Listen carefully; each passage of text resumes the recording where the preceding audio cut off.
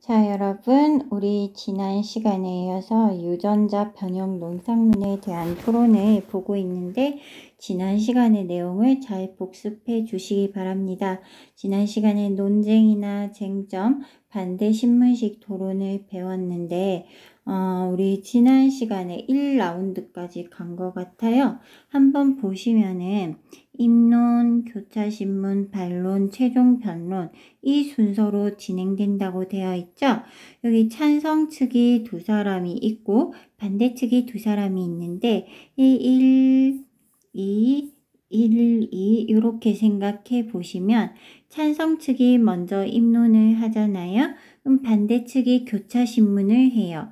교차신문을 하면 다시 찬성 측이 반론을 하면서 끝을 내고 그렇게 해서 한 라운드가 끝나고 그 다음에 찬성 2번이 다시 입론을 하면 반대 2번이 교차신문을 하고 찬성 2번이 다시 반론을 하면서 이 라운드가 끝나고 그러면서 최종 변론을 마지막으로 이제 하는 게 반대 신문식 토론인데 여기에 만약에 한 명씩 더 있다면 이게 3라운드까지 이어지는 거겠죠.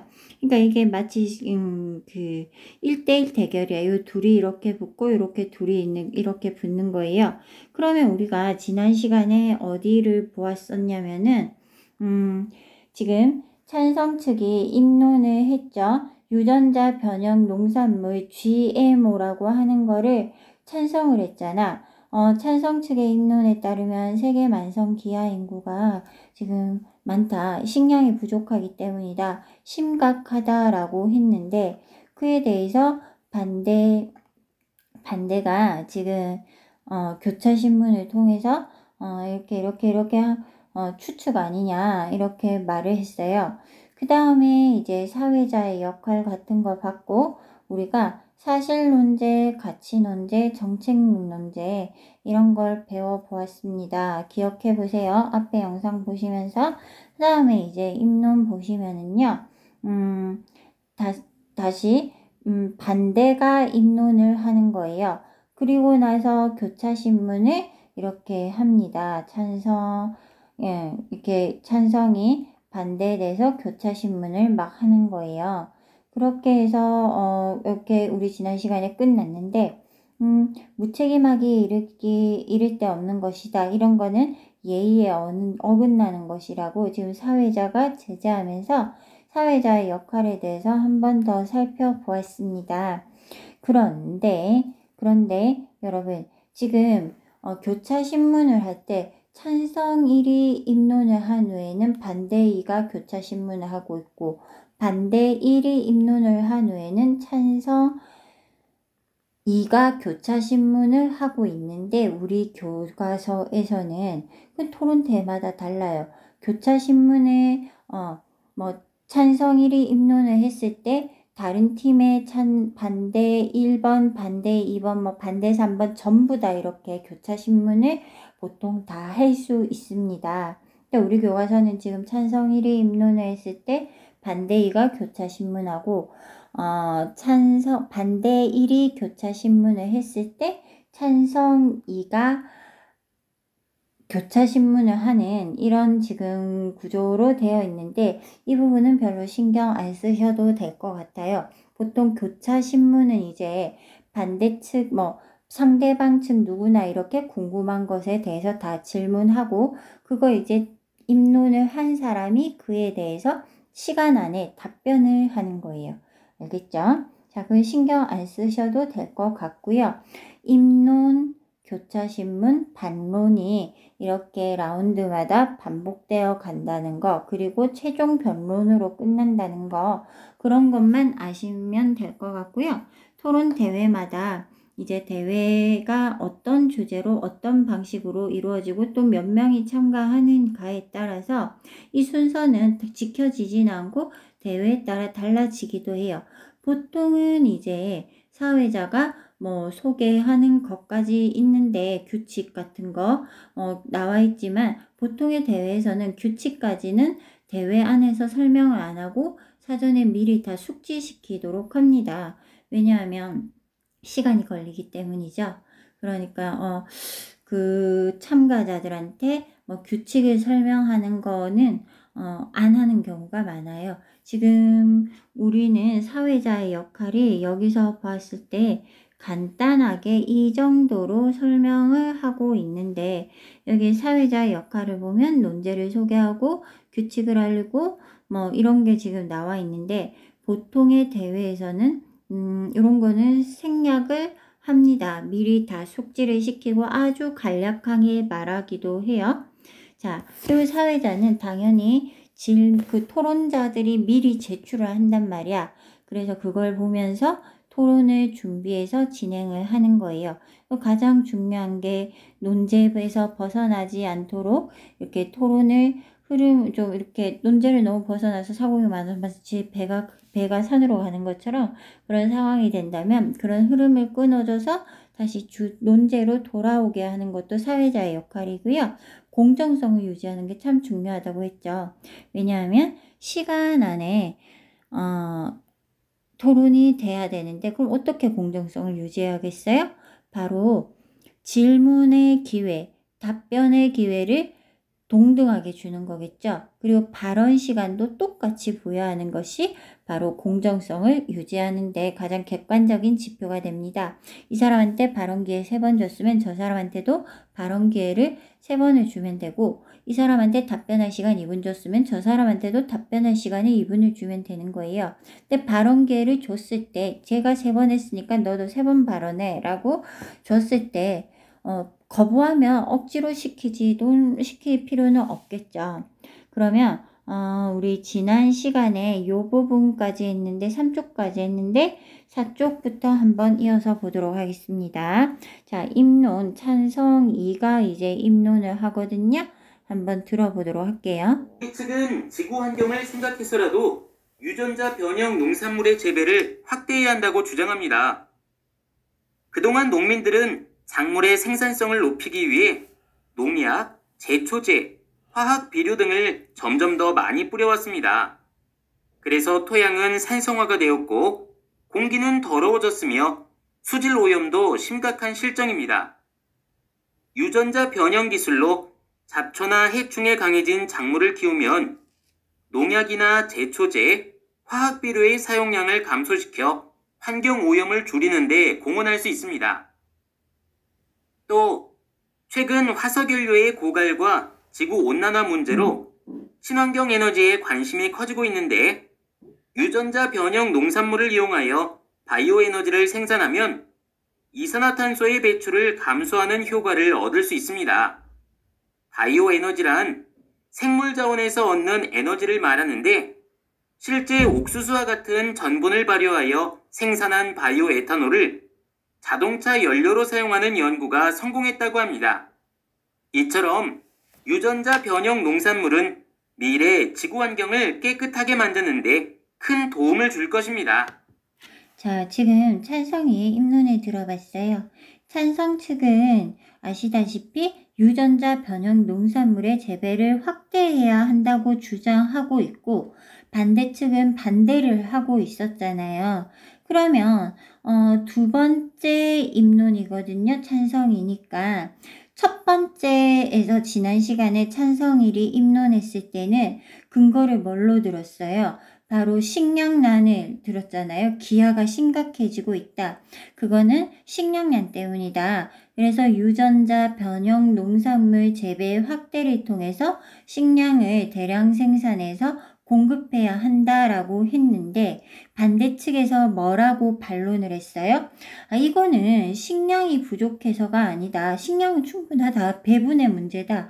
그리고 너가 그렇게 말하는 게 근거가 있는 것이냐, 추측한 거 아니냐라고 이렇게 반론을 했었잖아요. 그리고 이제 사회자가 이렇게 예의에 어긋난 말은 하지 마라고 하면서 끝났고, 이제 두 번째로 와보면 찬성 측이 이번에 식량 문제 말고 뭘로 이제 근거를 대냐면은 바로 이 유전자 변형 농산물은 굉장히 튼튼하기 때문에 농약 쓸 필요 없어. 제초제 쓸 필요 없어. 화학 비료도 쓸 필요 없어. 그래서 환경오염을 줄여준다라고 하고 있죠. 그 근거를 쌤이 이렇게 밑줄을 쳐놓은 거예요. 지금 우리가 농사를 짓는 과정에서 많은 농약을 쓰기 때문에 토양이 오염되고 그 토양 속에 스며들어간 농약이 다시 바다로 가면서 뭐 물고기도 오염되고 그게 이렇게 수분 증발되면서 비는 막 이렇게 오염된 비가 내리고 뭐 그런 거 우리가 먹고 마시면 막 이렇게 몸이 안 좋아지고 하는 이런 악순환에서 벗어날 수 있다는 그런 걸 설명하기 위해서 환경 오염을 줄여준다. 그래서 인간은 더 행복할 것이다. 뭐 이런 이제 연결고리로 나가려고 하는 거잖아요. 그래서 미래 지구 환경을 깨끗하게 만드는데 큰 도움을 준다. 이런 말을 했죠. 그러면서 여기 이런 말도 했네요. 바이오 에너지. 실제 화석 연료 고갈이 지금 우리가 알고 있는 거고 지구 온난화 문제가 심각한데 유전자 변형 농산물을 이용하여 바이오 에너지를 생산할 수가 있다라는데 바이오 에너지가 뭐냐면 이 전분으로 자동차 연료를 만들 수 있다. 뭐 그런 거예요. 옥수수로. 꽤 좋은 아이디어겠죠? 이런 건 이제 여기서 우리가 또 배경 지식을 생성할 수 있는데 도움이 되겠죠. 이런 게 궁금하면 여러분이 또 이렇게 문헌 자료를 찾아보면 될 것 같아요. 따라서 1라운드에서는 식량난 해결에 도움이 된다였다면 2라운드에서는 유전자 변형 농산물이 환경오염을 줄여준다. 이렇게 말한 부분이 있으니까 괄호 속에 이렇게 써 넣으면 되겠고요. 이제 교차신문 한번 들어보겠습니다. 이제 반대측 제1토론자가 교차신문을 할 차례입니다.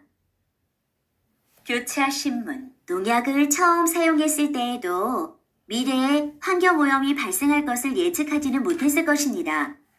유전자 변형 농산물도 농약과 마찬가지로 오히려 환경오염을 발생시킬 가능성이 있는 것은 아닐까요? 지금은 농약을 처음 사용할 때보다 과학기술이 훨씬 발달하여 있습니다. 따라서 지금의 과학기술을 활용하면 유전자 변형 농산물의 위험성을 충분히 예측할 수 있고 위험하다고 판단되면 재배를 금지할 수 있습니다. 자, 이렇게 들어봤는데요. 여러분, 이 부분은 반대측 제1토론자가 하고 있는 교차신문이죠.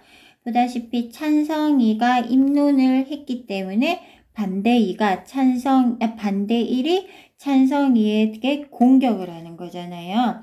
그래서 이 부분은 반대측 제1토론자의 찬성이에 대한 교차신문이면 이 부분은 이 교차신문에 대한 찬성이의 답변이 되겠죠.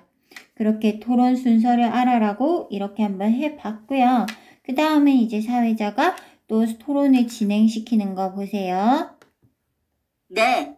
다음은 반대측 제2토론자께서 입론해 주시기 바랍니다. 입론. 자, 이렇게 찬성이의 입론이 끝났으니까 이제 찬성일, 찬성이 다 했고요. 반대가 가는 겁니다. 여기서 잠시 이제 쟁점이 있고 필수 쟁점이 있는데 지난 시간에 했던 거 잠시 복습해 보면은요. 토론은 논리적으로 증거를 대해서 입증하는 과정이잖아요. 논리적 입증 과정이기 때문에 토론은 논증의 과정이라고 합니다. 그러니까 논증이 뭐냐 하면 옳고 그름의 이유를 들어 밝히는 거예요. 자, 근데 그 이유는 객관적인 거야겠죠. 사실에 근거한 거야 되고 과학적인 거야 합니다. 입론은 뭐예요? 찬성 측 또는 반대 측의 주장에 관해 상대방이 타당하지 않음을 증명하는 말하기. 이게 입론이면 반론은 입론을 바로 지금 반박하는 거다. 반론은 입론에 관해서 이 입론이 틀렸다, 타당하지 않음을 말하는 겁니다. 교차신문은 이걸 반박하는 말하기죠. 다시 입론은 주장에 대해서 타당하지 않음을 말하는 거고 반론은 상대 측이 타당하지 않음을 말하는 거예요. 자, 입론은 상대방의 주장이 타당하지 않음을 말하는 거고 반론은 그 지금 입론에 대해서 타당하지 않음을 말하는 거예요. 그 다음에 교차신문은 이거에 대한 반박이 되겠습니다. 그럼 이제 쟁점이 나오는데요. 쟁점과 필수 쟁점이 조금 여러분 헷갈릴 것 같아서 지난 시간에 일단 설명을 했는데, 쟁점이 될 수 있는 토론거리를 구성해 보자라는 거 지난 시간에 했잖아요. 요거 하나 보세요. 음악을 들으면 무슨 공부를 하겠다는 거야? 차분한 음악을 들으면 집중력이 높아진대요 하면서 지금 토론거리가 나왔잖아요. 그러면 이거는 주장이 뭐가 되겠어요? 음악을 들으면서 공부하면 집중력 향상에 도움이 된다. 이게 바로 지금 논제가 된단 말이에요. 토론거리. 그러면 쟁점은 뭐가 되겠어요? 바로 쟁점은 이렇게 뭐가 될까? 음악을 이렇게 유용성, 성적 향상, 또 이런 걸 했을 때 이렇게 쭉쭉쭉쭉쭉쭉 내려갈 수 있잖아. 그럼 요 중에서 가장 중요한 게 필수 쟁점이 되는 거예요. 잠시 그러면 요 밑에 내려와서 좀 쉬운 거 해보자. 우리도 화장하고 싶어요. 학생은 학생다워야지 안 돼 라고 했을 때 논제를 만약 선정해 본다면 청소년에 대한 화장 허용은 필요하다. 이런 걸 논제로 한다면 쟁점은 뭐가 되겠어요? 개성 표현, 청소년의 자기 선택권, 인권 이런 걸 쭉쭉쭉쭉 뽑아낸다면 이 중에서 토론거리로 삼을 만한 한 몇 가지, 그 중에서도 첫 번째, 두 번째 우선순위로 둬야 할 것이 쟁점 중에서 중요한 몇 가지가 필수 쟁점이 되는 거예요. 그래서 제가 여러 군데 이렇게 쟁점, 필수 쟁점을 심어 놨는데 이쪽으로 와서 보세요, 여러분. 쟁점, 필수 쟁점 다시 적어놨어요. 쟁점은 논제에 관해서 찬성과 반대의 견해가 나뉘는 지점이란 말이야. 찬성과 반대의 양측이 각자 주장하는 입장에서 서로 치열하게 맞대결하는 세부 주장인데, 이 세부 주장이 여러 개가 될 수가 있잖아. 여기서 반드시 짚어야 할 중요한 것이 필수 쟁점이 돼요. 그러면 이 쟁점별로 이제 쟁점이 여러 가지가 나오는데, 여기서 논리적으로 입증해 가는 이 논증을 어떻게 만들 것인가, 구성할 것인가 하는 설명이에요. 자, 쟁점이 이제 세부 주장이 하나 있고, 두 개가 있고, 세 개가 있는데, 이 중에 중요한 것이 필수 쟁점이라면, 이 주장에 대해서 토론 한판 하고, 또 이 세부 주장 쟁점에 대해서 토론을 한판 한단 말이야. 그럼 이게 각각 지금 독립되어 있는 과정이잖아요.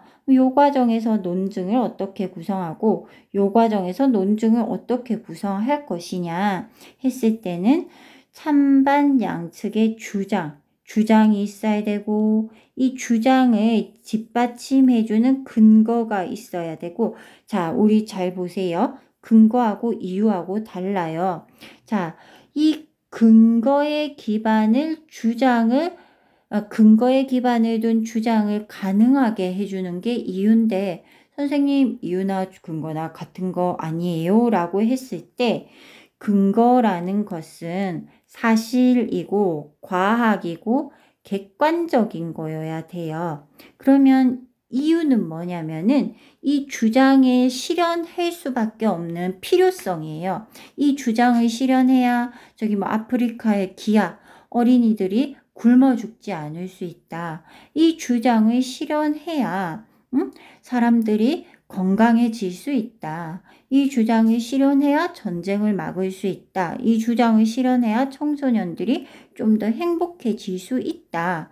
이런 문제, 이 주장을 실현해야 우리 학교에 이렇게 뭐가 만들어질 수 있다. 지금 이게 너무 필요한데 우리가 이걸 달라 주장한다면 왜 필요한지, 그런 당위성, 그게 이유가 되는 거란 말이야. 그러니까 어찌 보면 이유는 어떤 주장을 문제 해결이 발생한 그 지점에 문제를 해결할 수밖에 없는, 해결해야 하는 필요성이 되는 거예요. 그러니까 이유라는 거는 어떤 필요, 당위, 그런 거란 말이지.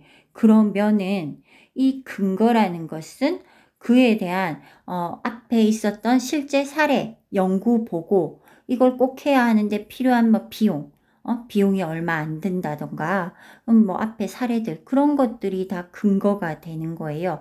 이런 걸 다른 나라에서 했는데 보니까 더 많이 살았고 더 좋아졌고 더 행복해졌다.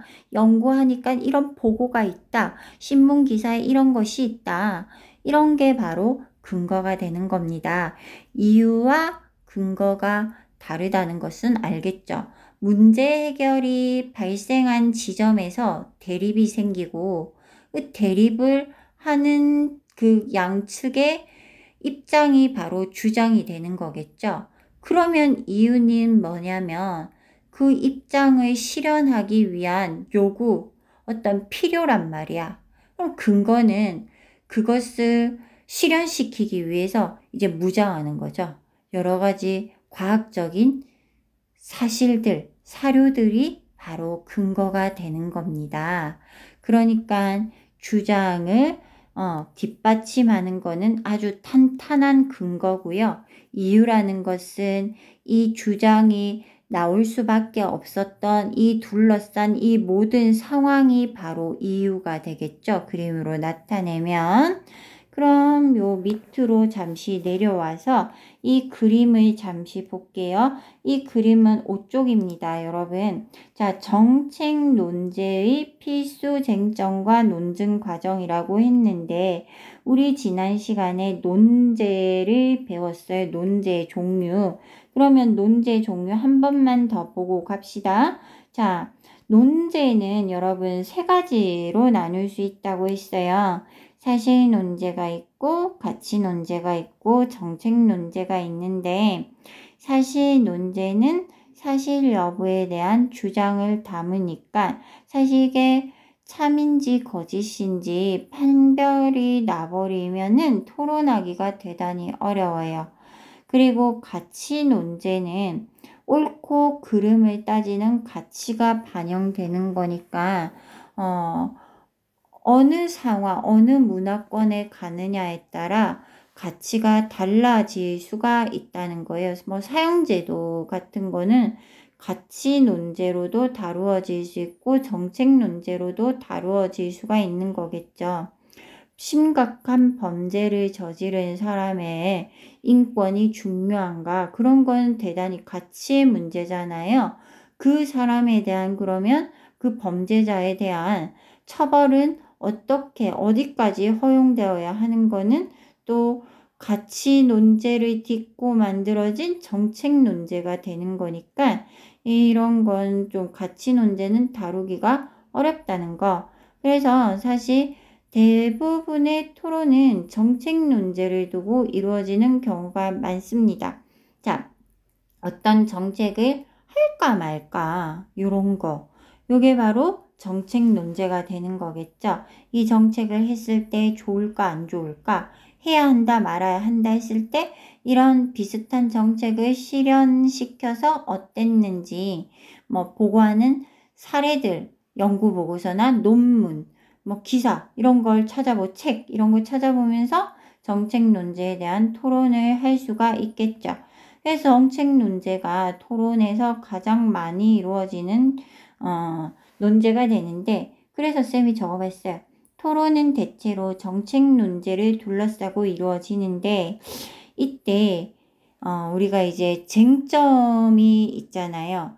쟁점 중에서 선생님, 쟁점은 뭐 이렇게 찬반 의견이 대립하는 지점이 쟁점이 된다고 한다면, 이 쟁점, 예를 들어 여러분 이런 거 생각해 보세요. 집을 어디다가 여러분이 나중에 회사에 가게 돼서 여러분의 오피스텔을 마련한다고 생각해 보세요. 역세권이 좋을까? 공원 앞이 좋을까?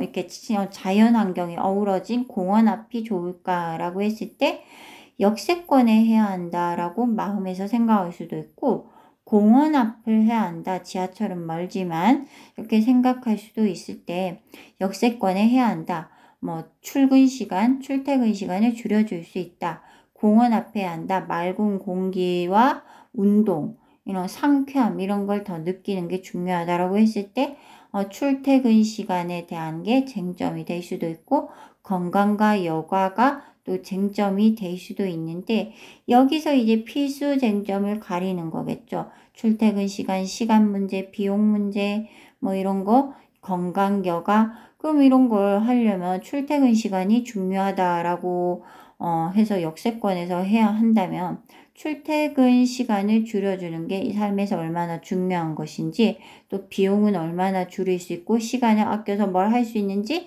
이런 역세권에 살았을 때 좋은 점이 뭔지 이런 것들 기사를 찾고 논문을 찾으면 되겠죠. 이거 아니다. 역세권은 공기가 안 좋고 환경오염이 심각하다. 그래서 이왕이면 좀 산도 있고 물도 있고 공원이 있는 쪽으로 가는 게 좋다. 뭐 이렇게 역세권까지 걸어가고 하면 운동에도 도움이 된다. 라고 하면서 삶의 질 향상, 만족도, 건강 그런 거에 대한 또 사례를 찾아서 그걸 근거로 제시하면 되는 거잖아요. 그러면 이렇게 직장을 마련했으니 이렇게 독립된 생활을 유지할 수 있게 오피스텔을 마련해서 독립된 생활을 유지해야 한다라는 걸 이제 토론거리로 삼았을 때 논제는 역세권에 해야 할까 말아야 할까라고 한다면 쟁점은 교통, 뭐 시간, 건강 이런 것들이 쟁점이 되는 거잖아. 그 중에서 가장 중요한 것이 필수 쟁점이 되는데 그럼 쟁점 중에서 필수 쟁점 어떤 것을 필수 쟁점으로 삼아야 하는가에 대한 기준이 바로 이겁니다. 띠로리 한번 볼게요. 자, 문제의 심각성, 제시된 방안, 지금 문제 해결 가능성, 제시된 방안의 문제 해결 가능성 및 실행 가능성 이렇게 주장하는 게 문제를 해결하는데 얼마나 도움이 되는가 하는 거죠.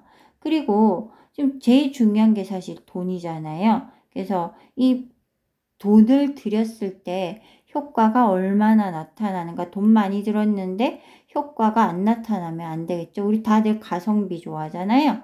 그래서 돈과 관련된 건 효과 또는 이익이나 비용. 이게 바로 필수 쟁점을 구성하는 가장 중요한 기준이 된단 말입니다. 자, 보세요. 그러면 토론의 과정에 어떻게 지금 이 논증 과정이 진행되는가? 제가 논증 과정이라 해놨죠, 여러분? 자, 바로 이게 논증 과정입니다. 논증 과정. 논증 과정이라고 봤을 때 찬성 측은 지금 문제가 중대하면서 심각하다. 문제는 지속되며 조치가 시급하다. 그래서 이런 정책을 실현해야 한다. 라고 했을 때 반대는 뭐라고 합니까? 심각하지 않다. 시급하지 않다. 이 피심각성이 바로 필수 쟁점이 되는 거예요. 쟁점 중에서 필수 쟁점. 자, 찬성 측은 이 정책을 실현해야 한다라고 주장하잖아요. 아까 그래서 인류 기아 문제, 뭐 굶고 있는 사람들이 많다. 그래서 GMO 유전자 변형 농산물을 재배 확대해야 한다. 시급하다, 심각하다. 그래서 GMO 좀 확대하자라고 했을 때 반대 측은 심각하지 않다. 그렇게 말하고 있는 거죠. 또 보세요. 이렇게 우리가 주장하는 해결 방안으로 문제가 해결된다. 이 방안이 실행했을 때 가능한 거다. 또 이게 최선이다. 라고 찬성에 앞세우면 아니다. 그걸로 해결된다는 보장이 없다. 실행 가능하지 않다. 그거 최선이 아니다. 라고 하는 거죠. 그리고 이 주장은 돈 조금 들이고 이익을 많이 볼 수 있다. 가성비 좋다. 라고 했을 때 반대 측은 가성비 안 좋다. 라고 하는 거죠. 그러면 지금 이제 여기에 나와 있지 않지만 근거를 제시해야 하잖아요. 근거는 심각하다는 근거, 조치가 시급하다는 근거, 해결 방안으로 문제가 해결된다. 우리가 주장하는 방안으로 해결된다. 그런 사례들. 그래서 실행이 가능하다는 그런 연구 보고들. 그리고 이게 어쩔 수 없는 최선이라는 여러 가지 이렇게 자료들을 보여주고 또 비용보다 이익이 크다. 가성비가 좋다라는 또 근거를 보여주면 되겠죠. 그러면 반대측은 아니다. 이 찬성 측은 일일이 아니다. 반대하면서 그런 근거 자료들을 보여주면 된단 말이에요. 그러면 사실 모든 토론들을 여러분이 한번 다 봐보시면 알겠지만 이런 과정으로 진행됩니다. 그러면 토론에서 사실 가장 중요한 것은 이유일까요? 주장일까요? 아니죠. 근거겠죠. 잘 만들어진 근거로 반박을 해서 상대방이 어찌할 수 없게 만드는 것이 이제 중요하겠죠. 이 논증의 과정이었습니다. 논리적으로 입증해 가는 과정이라는 것, 그리고 쟁점은 이 찬성과 반대가 문제 상황을 인식했을 때에 이렇게 각자 주장을 하잖아요. 주장이 갈리는 지점, 그러니까 싸움이 시작되는 지점이 쟁점인데 싸움이 시작되는 지점이 여러 군데가 있으면 가장 중요한 지점, 우리가 반드시 요것만은 해야 해. 요런 지점이 필수 쟁점이 되는 겁니다. 그러면 가장 중요한 지점이 어딘가를 가리는 것은 바로 심각성. 이거 진짜 심각해서 이거 빨리 해결 안 하면 사람들이 죽어. 건강에 안 좋아. 그런 거. 그 다음에 이거 진짜 실현 가능성. 이거 하면 좋아. 돈도 안 들어. 비용 문제. 요런 것들이 필수 쟁점을 가리는 기준이 됩니다. 진짜 중요하고요. 우리 그래서 아까 요 부분까지 했어요. 그죠? 자, 요 부분까지 했으니까 반대측의 입론을 이제 한번 가보는 거예요. 여러분 주장 기억하고 계세요? 지금 유전자 변형 논산물 재배 확대에 대해서 토론하고 있는데 첫 번째 입론에서는 이제 쟁점이 뭐였을까요? 여기서 우리가 이제 쟁점이 딱 나와 있지는 않지만 아까 문제의 심각성 얘기했잖아요. 어떤 문제가 있습니까? 바로 인류의 식량 부족 문제가 있다는 거예요. 그래서 이렇게 심각하다라고 했을 때 심각하지 않다고 가는 거고 지금 두 번째 라운드에서 이렇게 보면은 이 해결 가능성을 봤을 때 얘가 이렇게 해결할 수 있다. 해결 이렇게 이 유전자 변형 농산물로 해결할 수 있다라고 했을 때 식량 부족 문제는 이 분배 문제가 아니다. 그리고 해결 가능성을 이야기했을 때 해결 가능성 그거 전혀 아니다. 위험하다. 안전하지 않다. 그런 거 지금 반론했고요. 그 다음에 이제 재배 확대 비용 문제로 갔을 때 이제 재배 확대 이런 거 주장하면서 환경 오염 문제 그리고 얘네들은 농약을 안 쳐도 잘 자라니까는 많이 또 생산할 수 있으니까 비용이 적게 든다. 바이오 에너지 이런 것까지 하면서 그 문제 심각성, 해결 가능성, 가성비 요런 거 이까지 다 이야기를 하는 거죠. 그죠? 이런 게 쟁점이 된 거예요. 그럼 우리 이제 진짜로 한번 들어보겠습니다. 해결하려는 인류의 식량 부족이나 지구 환경의 오염은 모두 인류의 건강과 생명에 직결된 것입니다. 그런데 바로 유전자 변형 농산물이 우리의 건강과 생명을 위협할 수도 있습니다. 우리가 먹는 식품은 안정성을 최우선으로 고려해야 합니다. 유전자 변형 농산물은 자연 상태를 거슬러 인위적으로 조작한 것으로 이것을 먹었을 때 우리 건강에 어떤 영향을 미치는지 알기 어렵습니다.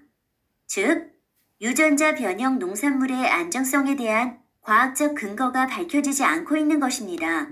자, 그래서 이 부분을 봤을 때 유전자 변형 농산물의 안정성에 대한 과학적 근거가 있다. 틀렸죠. 과학적 근거가 밝혀지지 않고 있다라고 했죠. 2005년 국제환경단체인 땡땡땡땡은 다국적 기업인 땡땡땡땡이 유럽 식품안정청에 제출한 유전자 조작 옥수수의 동물 실험 자료를 법정 투쟁 끝에 입수하여 발표한 적이 있습니다. 이 자료에 따르면 실험용 쥐에 유전자 변형 옥수수를 먹였더니 콩팥이 작아지고 혈액 성분의 변이가 일어났다고 합니다. 현대 과학기술로도 안전성을 확보하지 못한 유전자 변형 농산물의 재배 확대는 식량 부족 문제나 지구 환경의 오염보다 더 심각한 문제를 발생시킬 수 있습니다.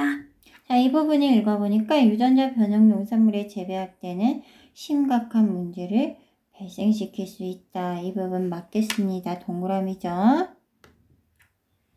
다음은 찬성 측 제1토론자가 반론해 주십시오.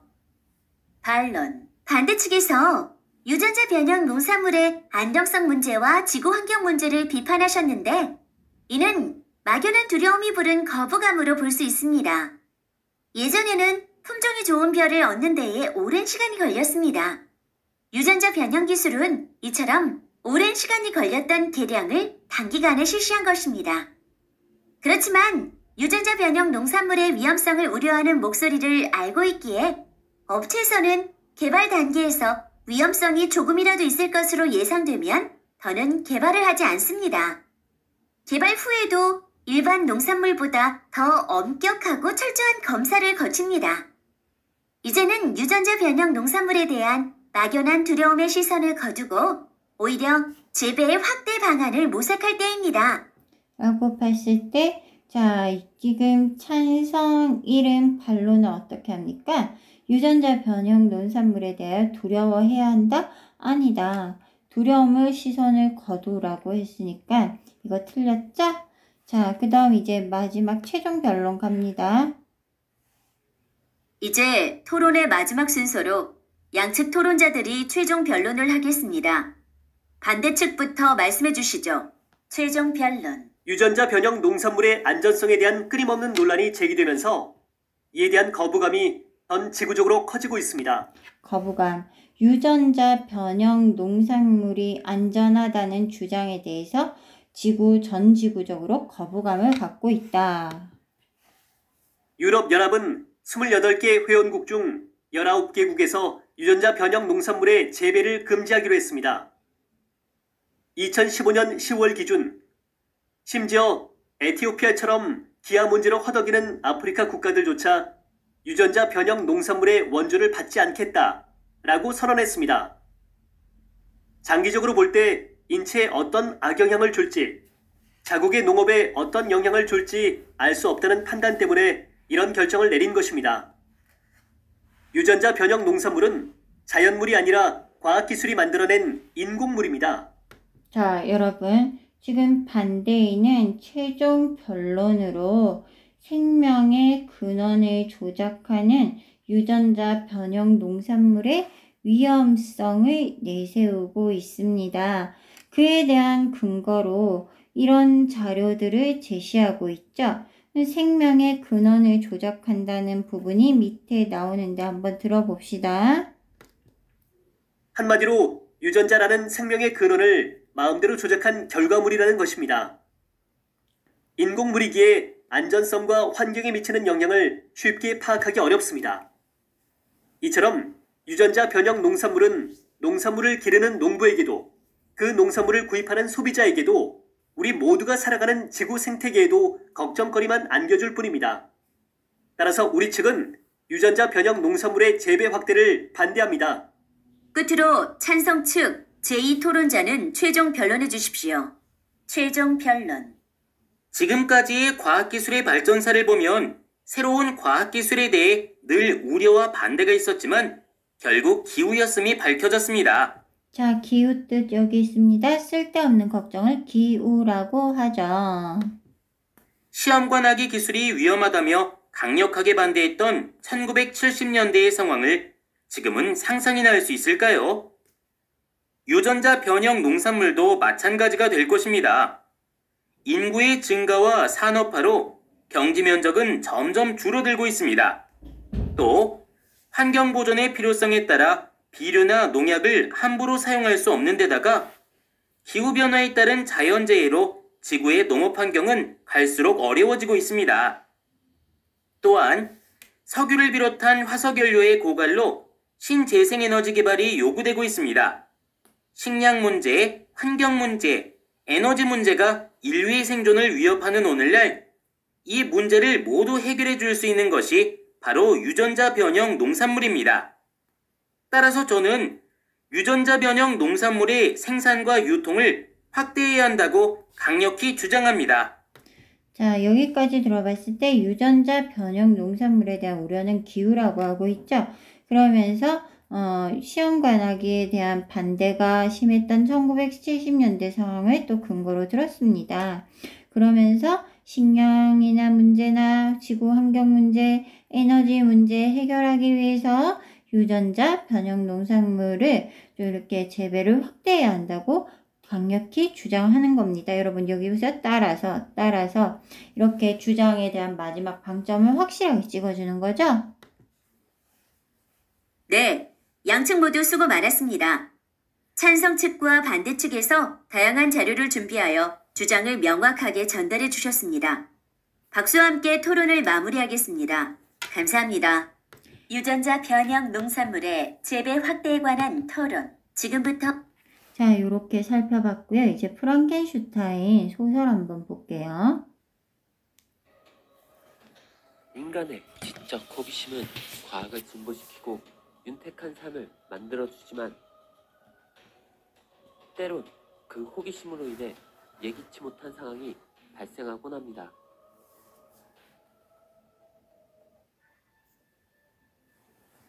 유복하고 화목한 집안에서 자란 빅터 프랑켄슈타인. 그는 어린 시절부터 부모와 주변인들의 사랑 속에서 뛰어난 영재로 성장했지만 가끔 과도한 탐구욕으로 인해 사람들을 당황시키기도 했죠. 그럼에도 늘 밝은 미소로 응원해주던 그의 가족들 덕분에 늘 행복만이 가득했던 유년 시절. 그 맑기만 했던 삶에 갑자기 소나기가 쏟아지듯 예기치 못한 불행이 찾아옵니다.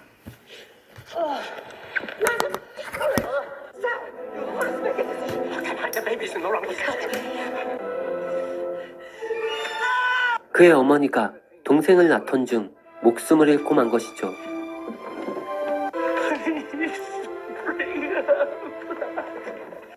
이날의 사건은 빅터에게 소중한 일을 잃게 되었을 때 진통처럼 찾아오는 상실감을 넘어 생명에 대한 강박증을 심어주며 급기야 그는 과학의 힘으로 죽음을 거부할 생각까지 하게 됩니다. 그 계획의 일환으로 안정적인 삶에서 벗어나 사랑하는 가족과 연인을 뒤로한 채 배움의 길을 찾아 의대에 입학하는 빅터.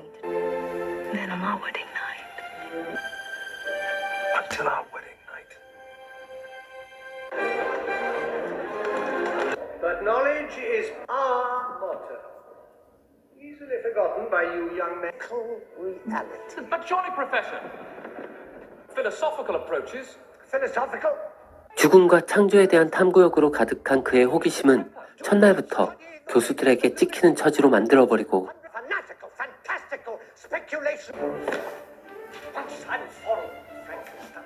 이에 아랑곳 않고 기존 과학에 대한 편견을 이겨내기 위해서인지 타협을 포기한 듯한 그의 논리와 태도는 Frankenstein of Geneva, I warn you. 날이 갈수록 예리한 날을 세우며 교수들과의 갈등과 트러블은 점점 더 심해집니다. The ravings of lunatics and alchemists. 그런 어느 날, 그날도 자신의 이론을 이해해주지 않는 사람들에게 투덜대며 연구실로 향하던 빅터의 앞에 갑자기 한 남자가 나타나 그의 멱살을 부여잡는데 그는 평소 빅터를 의미심장한 눈빛으로 눈여겨보던 와일드먼 교수였습니다. 와일드먼은 인체의 혈점에 정기적인 충격을 주어 죽어있는 사체를 되살리는 생면 보존에 대한 연구를 비밀스럽게 하고 있었는데 비웃음을 당하면서까지 고집을 꺾지 않던 빅터의 이론과 그의 철학이 일맥상통했었죠. 늘 비판에 시달리고 배움에 목말라 하던 빅터에게 왈드먼의 존재는 마치 가뭄의 단비처럼 다가오며 금세 그를 매료시킵니다. I don't care what you say. You're not some anti-smallpox. You just said sticking that meat. You're not sticking that meat. Come on, no use. 하지만 예방접종을 해주던 왈드먼이 괴한의 공격에 갑작스레 살해당하는 어처구니 없는 사건이 일어나고 이에 절망하던 빅터는 살해 혐의로 교수형에 처해지는 괴한을 뒤로한 채 아직 알려지지 않았던 왈드먼의 비밀스러운 연구자료를 훔쳐내고 이를 이용해 자신의 이론과 합쳐 다시 실험을 재개합니다. 그 위험한 실험엔 시체가 필요했지만 지금과 마찬가지로 이때도 돈이면 안 되는 게 없었죠.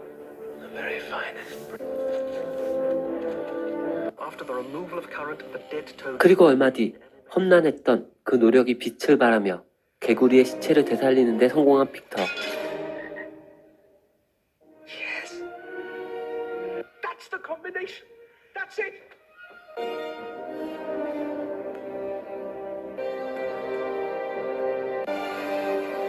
그런데 기쁨의 함성이 끝나기도 전에 갑자기 도시에 콜레라가 창궐합니다. What do you want? This cholera.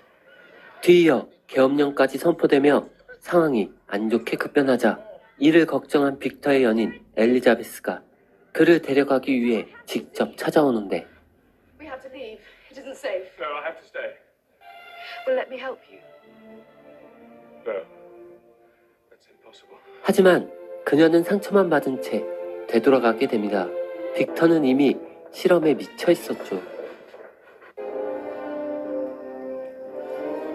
그렇게 지나친 열정과 탐구욕은 이내 광기가 되어 현실 감각을 상실한 채 연구를 이어가게 만들고 끝내 해서는 안 될 실험까지 하게 되며 그 광기 어린 실험의 결과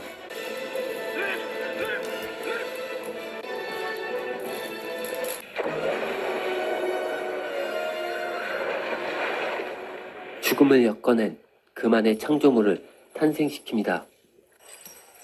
하지만 막상 자신이 만들어낸 창조물을 마주하자 그 혐오스러운 외형에 양심과 죄책감에 시달리게 되고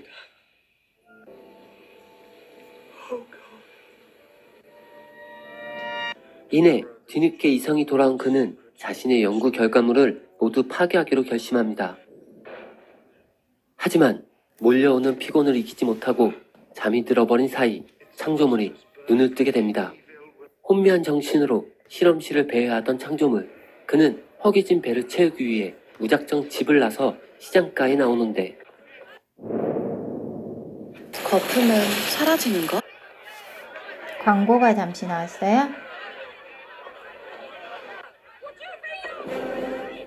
그 생김새로 인해 순식간에 콜레라 복용자로 지목되어 사람들에게 공격받고 쫓기는 처지가 됩니다. 하지만 괴력을 발휘하여 도피하는 데 성공하고 인적이 드문 산길로 몸을 피하다 우연히 한 농가의 창고로 숨어들게 되는데 그곳엔 가난하지만 화목한 한 가족이 살고 있었고 창조물은 몸을 숨긴 채 아련한 눈빛으로 그들을 지켜봅니다. 다음날 겨울이 다가오며 식량이 떨어지자 부부는 눈이 더 오기 전에 추수를 하려다 땅이 너무 얼어 끝내 포기하고 마는데 그 모습을 지켜보던 창조물은 괴력을 발휘하여 몰래 그들을 도와주고 기뻐하는 가족들의 모습을 보며 덩달아 자신도 기뻐합니다. 화목한 그들의 모습에서 위안을 찾아가던 창조물의 도움은 이후에도 계속되었고 어느새 수배 요정으로 취급받으며 가족들과 보이지 않는 우애를 쌓아가는데 그런 어느 날 한 빅쟁이가 그들에게 찾아왔습니다. 그는 딸과 할아버지에게 집세를 핑계로 횡포를 부리는데 이를 지켜보던 창조물이 이내 모습을 드러내 참교육을 시전합니다. 비명소리가 울려 퍼지자 급히 집으로 발길을 돌리는 부부. 그 사이 눈이 보이지 않던 할아버지는 고마움을 표시하며 창조물을 집 안으로 초대하고 People are afraid, except you. I can see you with my... 외모에 대한 편견이 사라진 진솔한 대화가 오가는 사이 어느새 도착한 가족은 그의 겉모습만 보고 할아버지의 말림에도 불구하고 다짜고짜 그를 공격하여 쫓아냅니다. 오열하며 슬퍼하는 창조물. 그 순간 문득 아이에게 고마움의 표시로 받았던 꽃이 떠오르고 다시 용기를 내 집으로 돌아와 보지만 이미 가족들은 공포스러운 그의 모습을 보고 급히 떠나버린 후였죠. 이에 극도의 절망감이 찾아오자 그제서야 자신이 들고 나온 연구일지를 면밀히 살피게 되고 급기야 창조주 빅터 프랑켄슈타인에 대해 알게 된 그는 자신을 이렇게 만든 그를 저주하며 복수를 다짐합니다.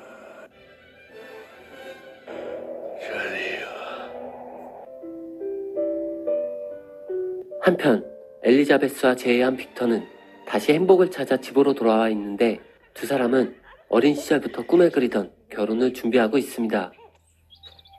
그 시간 그의 동생 윌리엄은 집 근처를 배회하다 빅터를 찾아온 창조물을 우연히 마주치게 되고 그 모습에 놀라 급히 도망치다 차고 있던 목걸이를 떨구고 마는데 그 속엔 빅터의 사진이 들어있었죠.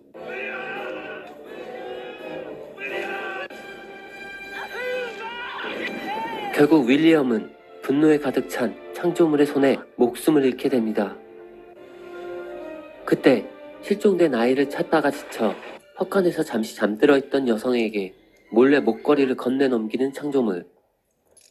Mr. Frankenstein, we've apprehended the murderer not 5 months. We found this on her. It is yours, I believe, sir.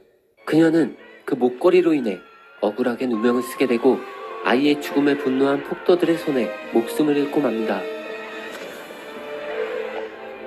그리고 참혹한 비극으로 가득한 분노와 슬픔이 얼룩진 하루가 끝나갈 무렵 그들의 마음을 대변하는 듯한 천둥소리와 함께 드디어 두 사람이 다시 마주하게 됩니다. I will meet you there.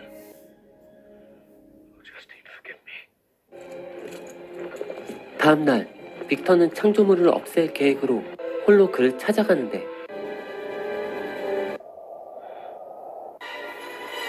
되려 기습을 당해 정신을 잃고 얼마 뒤 눈을 뜬 그에게 창조물의 목소리가 들려옵니다. Your journal. Then you mean to kill me? No. 그는 자신의 존재 자체에 의문을 느끼고 있었고 자신을 만들어낸 빅터에게 그 책임을 물었죠. Consequences of your action. Who am I? You. I don't know. 그리고 처절할 만큼 외로움에 고통받는 자신과 똑같은 존재를 만들어내라 요구합니다. Someone like me, so she won't hate me. I have love in me, the likes of which you, and rage, the likes of which you would not. You must help me. Please. 그 모습을 보며 책임감과 연민, 복잡한 감정들이 그를 스치며 결국 이를 받아들이는 빅터. If it is possible to, then I will do it.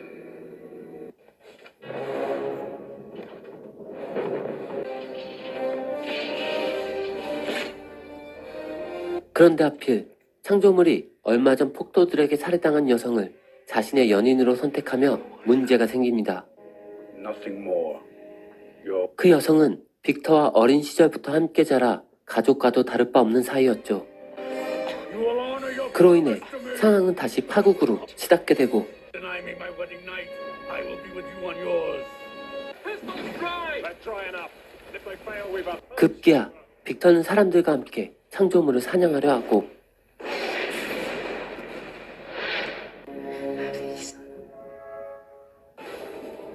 이에 분노한 창조물의 손에 엘리자베스마저 목숨을 잃고 맙니다. Keep my promises.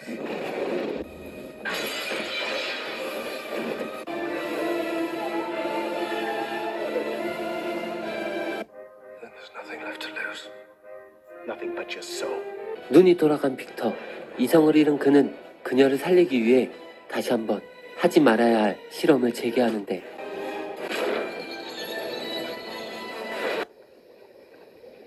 그 어긋난 바램은 시체들의 조각들로 만들어진 흉측한 몰골의 엘리자베스를 탄생시키고 맙니다. 뭐가 이렇게 그때 그들의 앞에 모습을 드러낸 창조물. 어리둥절한 채 그에게 다가간 엘리자베스는 창조물의 모습을 통해 뒤늦게 자신의 모습을 유추하게 되고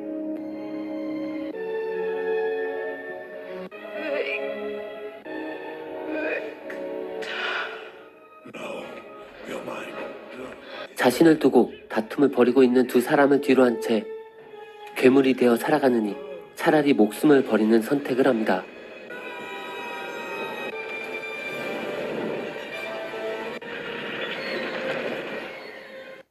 (1818년) 쓰여진 너무나도 유명한 동명소설 프랑켄슈타인은 출간 이후 숱하게 영화로 다뤄지며 대중들에게 알려져 있는데 그중 제가 이 작품을 선택한 이유는 원작 소설을 대체할 만큼 이 영화가 원작의 내용에 가장 충실하기도 했고 대중들에게 통렬한 경고와 메시지를 남겨주었기 때문입니다.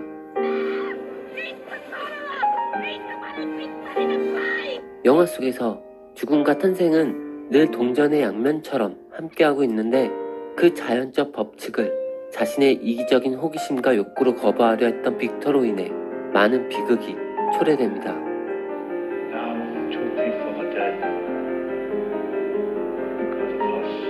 윤리의식을 상실한 과학의 비참한 결말은 어쩌면 이미 예정된 것이나 다름없었죠. 또 다르다는 이유만으로 누군가를 핍박하고 편견을 갖고 행동하는 사람들로 인해 잠시나마 순수했던 창조물은 그 깊은 상처 속에서 점점 어둡게 변해갑니다.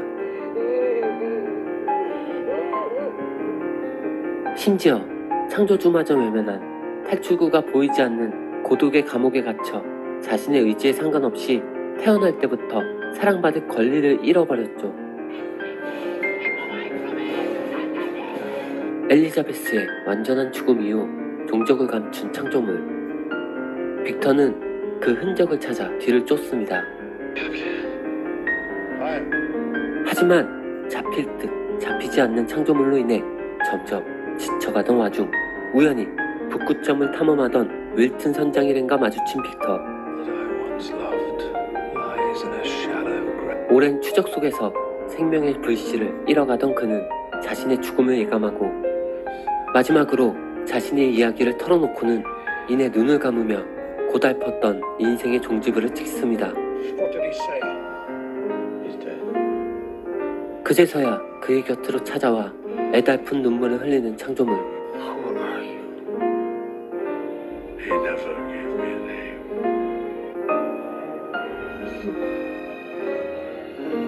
가슴속에 사랑이 가득함에도 그 누구에게도 사랑받지 못했던 그에겐 자신을 향한 분노조차도 살아갈 이유가 되었던 거죠.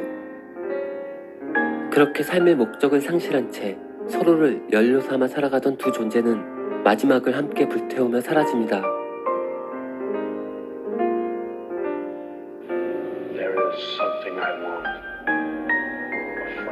세상은 혼자서 살아갈 수 없습니다. 책임감 있는 사랑을 나누며 작은 관심을 아끼지 말았으면 합니다. 어쩌면 그 안에 당신이 살아갈 이유가 있을지 모르니까요. 사랑조차 마음대로 하지 못했던 세상에서 가장 슬픈 크리처의 이야기 프랑켄슈타인이었습니다. So